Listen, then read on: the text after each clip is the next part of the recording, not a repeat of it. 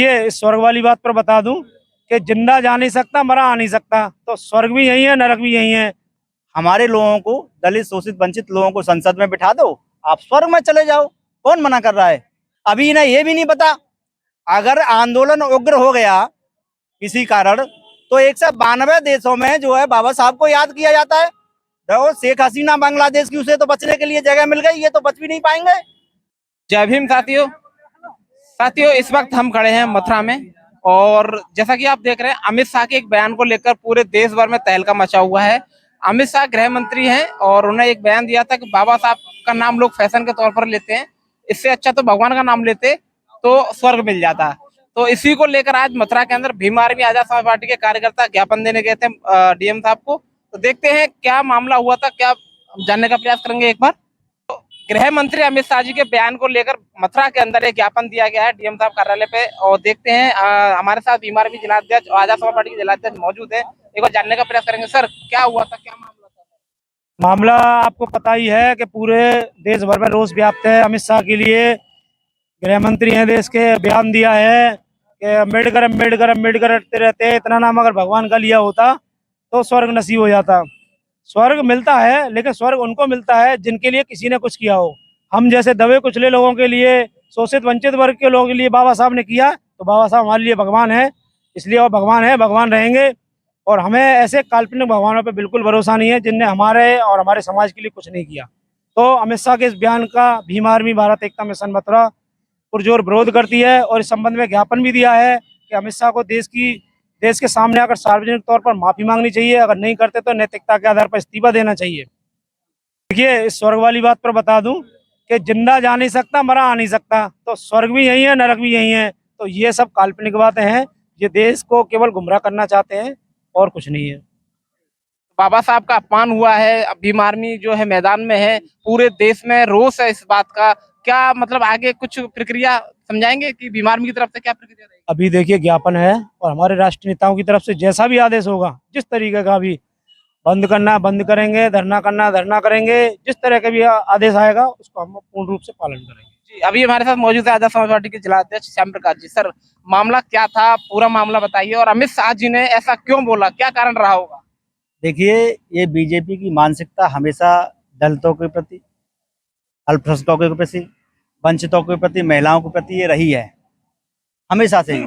आप इतिहास लौटा के देख लीजिए कि बीजेपी ने जो है कभी भी दलित समाज का किसी भी कोई भी महापुरुष रहे हो उनका सिर्फ अपमान ही किया है, सम्मान कभी देने का काम नहीं किया।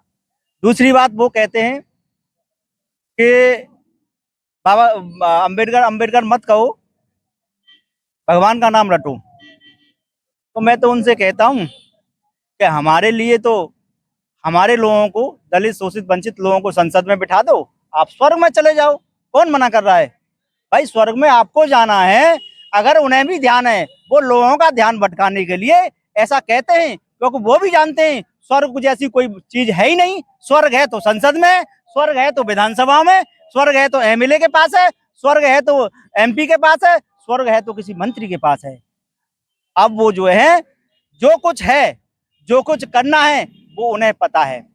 दूसरी बात आती है कि बाबा साहब का अपमान दलित समाज, ओबीसी समाज, वंचित समाज, जिन्होंने इतने बड़े तबके के लिए उनके हक और अधिकारों को दिलाने का कार्य किया, जिन लोगों को पानी पीने का अधिकार नहीं था, जिन लोगों को अच्छे पहनने का कपड़ा अधिकार नहीं था, और बहुत बड़ा काम किया बाबा साहब ने हिंदू कोड बिल ला करके। हिंदू कोड बिल के मान, जो माता बहनों को जो सम्मान मिला, वो कौन बुला पाएगा। लेकिन ये मनुस्मृति के द्वारा चलने वाले लोग हमेशा ही बाबा साहब पर, भारतीय संविधान पर घात लगाते। बाबा साहब ये पूर्व में कह भी चुके हैं, अगर निकम्मों की सरकार वहां पर रही केंद्र में तो संविधान जो गलत साबित होगा, अगर सही लोगों की सरकार रही तो संविधान सही साबित होगा। तो ये जो है इनकी विचारधारा, नैतिक विचारधारा यही है। हमारी मांग ये है कि या तो इस्तीफा दें। इसमें एक और देख लो दोहरा चाल चरित्र, कि पूरे बीजेपी के लोग जो है अमित शाह को बचाने में लगे हुए हैं, जबकि ये नैतिक जिम्मेदारी ये बनती है कि सभी एमपी मिलकर के अमित शाह गृह मंत्री से कहें कि अपना इस्तीफा देकर के यहाँ से बाहर निकलो, नहीं तो आने वाले चुनाव में जनता वहां से इन्हें कुर्सी छीन करके बाहर निकाल फेंकेगी। अभी इन्हें ये भी नहीं पता, अगर आंदोलन उग्र हो गया किसी कारण तो 192 देशों में जो है बाबा साहब को याद किया जाता है। तो शेख हसीना बांग्लादेश की, उसे तो बचने के लिए जगह मिल गई, ये तो बच भी नहीं पाएंगे। तो इसलिए हमारा कहना है कि नैतिकता के आधार पर ये माफी मांगे, भारत की देश की जनता से माफी मांगे और अपना माफी मांग के उन्हें इस्तीफा दें। धन्यवाद। तो हमारे साथ इसमें पार्षद जी भी मौजूद हैं। सर, ये जो राजनीति है, इस राजनीति को अक्सर करके बाबा साहब के नाम से ही क्यों चला जाता है? आखिर ये खुलकर क्या कहना चाह रहे हैं? सबसे पहले मैं आपको बहुत बहुत धन्यवाद देना चाहता हूं, मीडिया के माध्यम से देश के माननीय प्रधानमंत्री के पास मेरी आवाज़ पहुंचे। राजनीति की बात आपने कही कि माननीय परम पूज्य बाबा साहब को एक ये लोगों को भड़काने का जो काम किया है उसको ये अपनी राजनीति के रूप में हमेशा प्रयोग करते हैं। वैसे वे उनके मनुस्मृति के लोग हैं, लोगों को भड़का करके और इस तरीके के अभद्र जो भाषा का प्रयोग किया है, ये नहीं जानते कि भारत देश में भीम अनुयायी के अस्तित्व को इन्होंने ललकारा है, उनको छेड़ा है, क्योंकि हमारे परम पूज्य बाबा साहब हमारे अस्तित्व हैं, हमारी ताकत है। उन्होंने हमें जो संघर्ष दिया, हमें संघर्ष सिखाने के लिए, और जितने भी शोषित वंचित चाहे किसी भी वर्ग से हों, उनकी लड़ाई लड़के उनका हक दिलाया, उससे वो आज हम इस स्थिति पे हैं, वह परम पूज्य बाबा साहब की वजह से हैं।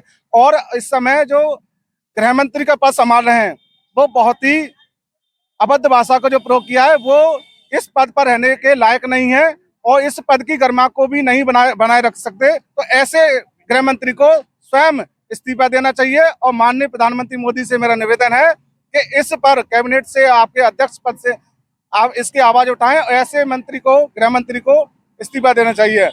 और वो हमें सिखाएंगे कि आज भगवान का नाम लेना चाहिए या परम पूज्य बाबा साहब का नाम लेना चाहिए। वो हमारे लिए, हमारे दिल में बसते हैं, हमारे अस्तित्व है, वो हमारे लिए भगवान हैं। वो क्या बताएंगे कि हमारे भगवान कौन हैं, जिन्होंने आज हमें इस समाज में इस अपना अधिकार दिलाने के लिए, हमारा अधिकार दिलाने के लिए हमें ताकत दी। वो हमारे लिए भगवान है, हमेशा दिल में बसे रहेंगे। तो वो आज हमें न सिखाएं कि भगवान कौन है, भगवान का नाम लेने से स्वर्ग प्राप्त होगा या इस पढ़ाई करने से। बाबा साहब के जो अनुयायी हैं, उन्होंने हमेशा जो बाबा साहब को, परम पूज्य साहब को हमेशा अपना अस्तित्व बनाकर आगे बढ़े। उन्होंने हमें सिखाया कि भगवान कौन है, हमारा भला कहाँ होगा।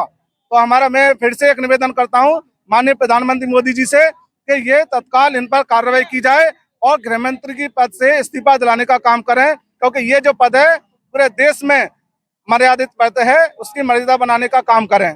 बहुत बहुत धन्यवाद।